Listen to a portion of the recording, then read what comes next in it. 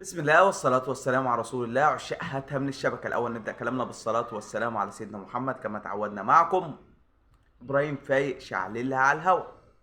الأهلي ينهي أهم صفقة ليه في الموسم، وكولر ورحيل نجمين كبار من الأهلي بفرمان كولر في يناير.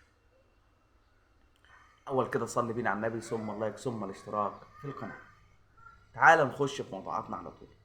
الأهلي عنده ماتش مهم بكره امام يانجا افريكانز التنزاني في دوري ابطال افريقيا. ماتش مهم، كل التوفيق للنادي الاهلي في هذا اللقاء. واحد يقول انت زملكاوي وعايز الاهلي يفوز على يانجا افريكانز التنزاني، وايه المشكله؟ الاهلي بيلعب باسم مصر في هذه البطوله، هو ومين؟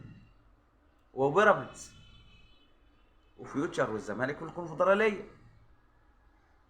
فكل التوفيق للاهلي امام يانجا افريكانز.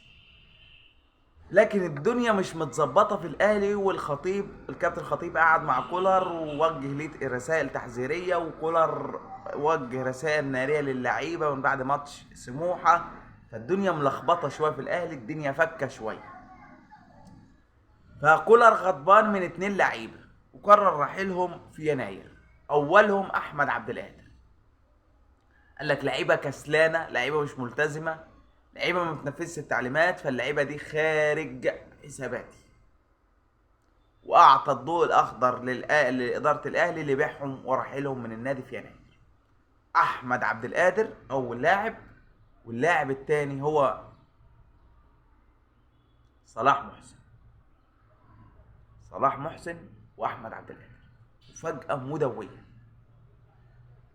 مفاجاه مدويه. احمد عبد القادر وصلاح محسن قال لك دول مش مقنعين بالنسبه لي. كولر وجه رساله، قال للعيبه بعد التعادل مع امام سموحه، قال اللي كسلان واللي مش هيلتزم ايا كان اسمه هو خارج حساباتي لنهايه الموسم، لا هستعين بيه لا على الدكه ولا اساسي. كانت رساله كولر واضحه للعيبه في ملعب التتش بعد تعادل الاهلي وسموحه الاخير في الدوري، تعادل سلبي. طيب بالنسبه للاهلي بينهي صفقه الموسم، ابراهيم فايق اعلن اسمه، هو عمر كمال عبد الواحد. دي الخناقه او الصفقه اللي عامله خناقه بين الاهلي والزمالك في هذا الميركاتو الشتوي. فالاهلي حسم صفقه عمر كمال عبد الواحد وحسم صفقه احمد فتوح. الاهلي ما بيهزرش، ما بيضيعش وقت. دمتم في امان الله، والسلام عليكم ورحمه الله وبركاته.